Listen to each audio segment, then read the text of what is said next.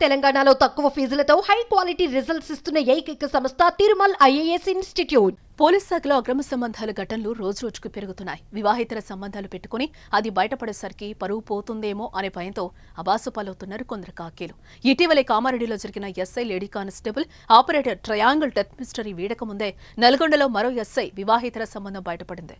కానిస్టేబుల్తో FIR పెట్టుకుని తనని పిల్లల్ని రోడ్డున పడేశాడని ఎస్ఐ భార్య గుండెలు బాదుకుంటోంది.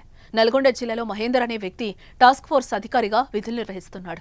అయితే మహేందర్ కొన్ని రోజులుగా ఎక్సైజ్ కానిస్టేబుల్ వసంతతో వివాహితర సంబంధం కొనసాగిస్తూ ఉన్నాడు. విషయం తెలుసుకున్న భార్య మహేందర్ని రెడ్ హ్యాండెడ్ గా పట్టుకుంది. భర్త విషయంలో కానిస్టేబుల్ వసంతను వారించే ప్రయత్నం చేసినట్లుగా తెలుస్తోంది. వీరిద్దరి కాల్ రికార్డ్స్ ప్రస్తుతం వైరల్ గా మారాయి. మరోవైపు భర్తపై ఉన్నతాధికారులకు ఫిర్యాదు చేసింది ఎస్ఐ భార్య. కానిస్టేబుల్ మోజులో పడి తనను ఇద్దరు పిల్లల్ని రోడ్డున పడేశాడని ఎస్ఐ భార్య ఆవేదన వ్యక్తం చేసింది.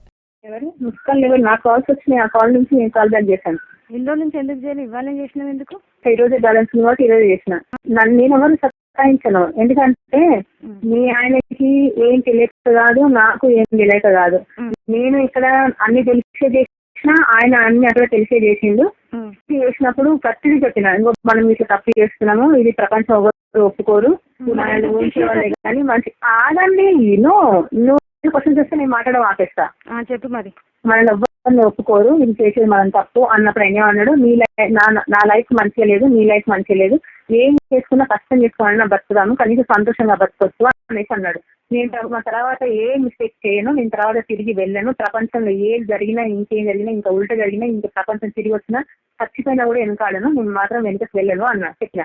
అంటే వెళ్ళాల్సిన అవసరం లేదు, ఎట్లయినా సరే ఏదైనా కష్టం చేసుకోవాలని బతుకుదామని చెప్పేసి అన్నాడు. ఈయన చెప్పిన, ఇక్కడ ఆయన చెప్పిన, ఆయనకి చెప్పిన.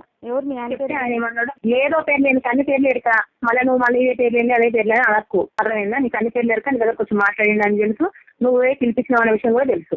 నేను నాకు అసలు మీ అడ్రస్ లేదు, నేను ఎట్లా పిలిపిస్తాను మిమ్మల్ని?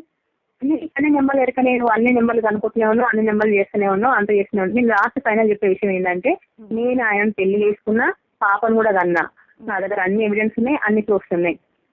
కాబట్టి నేను ఎక్కడో చేసుకున్నాను. అంటే మరి ఇల్లీగల్ కాంటాక్ట్ నాకు డైవర్స్ తీసుకోకుండా ఎట్లా పెళ్లి చేసుకున్నావు? డైవర్స్ తీసుకోకుండా అంటే, డైవర్స్ తీసుకుంటే డైవర్స్ ఎవరు, నాకు కూడా డైవర్స్ ఎవరు ఇయ్యరు, మీరే కూడా డైవర్స్ ఇవ్వరు, మాకు ఉద్యోగాలు అవసరం లేదు, ఏదో చేసుకొని బతుకుదాము, ఎట్లయినా సరే సర్దాము, బతుకు లేకపోతే సర్దాము అని డిసైడ్ అయ్యి చేసినాం. ఇగో నీ అల్లుడే నా దగ్గరకు వచ్చి మాట్లాడి, నీ అల్లుడే దొరికిండు, నీ అల్లుడికి పని చెప్పినా, నీ అల్లుడే దొరికింది కాబట్టి నీ అల్లుడే కొడవాలి. నువ్వు తెలియడానికి నీకు ఇంత ధైర్యం ఉంటే మరి ఫస్ట్ పెళ్లి చేసుకునే దానికి ఎంత ఉండాలి? నేను ఇవ్వట్లేదు కదా దాన్ని, నేను ఏమంటలేను కదా, నామగుండ ఎగేసుకుని పోయి ఇంకా అనలేదేంటి? నామగుండ ఎగేసుకుని పోయి అనలేదేంటి? నామగుండ ఎంత వేసుకొని పోయి ఇంకా నాకు అన్యాయం చేయలేదంటే నామగుండ ఏడ చెల్తుంది? ఇవన్నీ చెల్లవు, నువ్వు మోసుకోండి, నీ బతుకు నువ్వు బతుకు. నీ మొగుడు వచ్చితే నీ మొగుడు నీ కోసం ఆరాటపడుతుండు, నువ్వు ఎంతమందిని మోసం చేస్తావు నువ్వు అసలు?